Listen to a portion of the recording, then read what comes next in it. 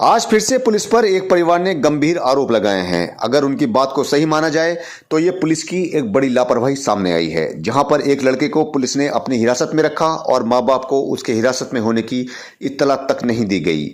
परिवार की अगर माने तो कई दिनों के बाद हिरासत में रखे गए लड़के की उसके भाई से बात करवाई गई। हड़बड़ाहट में जब वो बिजनौर आ रहे थे तो रास्ते में उनका एक्सीडेंट हो गया, जिसमें बाइक सवार दोनों लोगों की मौत हो गई। ऐसे में हुई मौत से गुस्साए परिजनों ने थाने का घेराव कर दिया। पूरा मामला सामने आया है नेटौर के गांव लेखराज में, जहां पर बताया जा रहा है कि 2 हफ्ते पहले एक प्रेमी जोड़ा फरार हो गया था। उनकी बरामदगी को लेकर पुलिस जांच पड़ताल कर रही थी। इसी के चलते पुलिस ने नीरज पुत्र राजेश को हरिद्वार से उठा लिया और उससे पूछताछ की, जिसके बाद प्रेमी जोड़े को गुजरात से बरामद कर लिया गया। पुलिस की हिरासत में नीरज से मिलने उसके पिता राजेश और मां दयावती बाइक से बिजनौर आ रहे थे। जैसे ही उनकी बाइक श्यामपुर हरिद्वार थाना क्षेत्र में पहुंची, एक कार से उनकी बाइक की टक्कर हो गई, जिसमें राजेश और दयावती की मौत हो गई। इस हादसे से पूरे परिवार पर मानो पहाड़ टूट पड़ा हो। जैसे ही राजेश का शव गांव पहुंचा, ग्रामीणों ने थाने का घेराव कर लिया और नीरज को गलत तरीके से हिरासत में रखने को लेकर थाने पर हंगामा किया। मैं कंपनी में काम कर रहा था और जब मैं काम कर रहा था वहाँ पर तो वहाँ पुलिस आई। 2 पुलिस यहाँ की थी और वहाँ की थी, तो वहाँ से मुझे उठाया इन्होंने और वहाँ की पुलिस तो वहीं उतर गई। मैंने उनसे बोला कि मुझे मम्मी पापा से मिला दो मेरे, ताकि वे टेंशन न ले।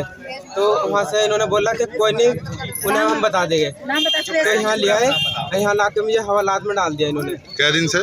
सर 4 दिन से मैं गायब हूँ। पूरी रात यहाँ हवालात में रहा, फिर इनके साथ में रहा।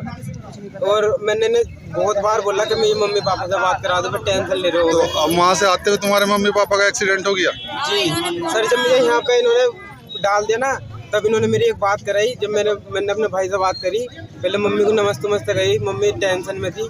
भाई ने फ़ोन छीना, भाई ने बात करी। भाई बोल रहा है तो टेंशन न ले, मैं बस अभी पहुँच रहा हूँ वहाँ। अब हरिद्वार में थे, वहाँ से वो होपलेस था मेरा भाई। वहाँ से वे निकले और उनका एक्सीडेंट हो गया।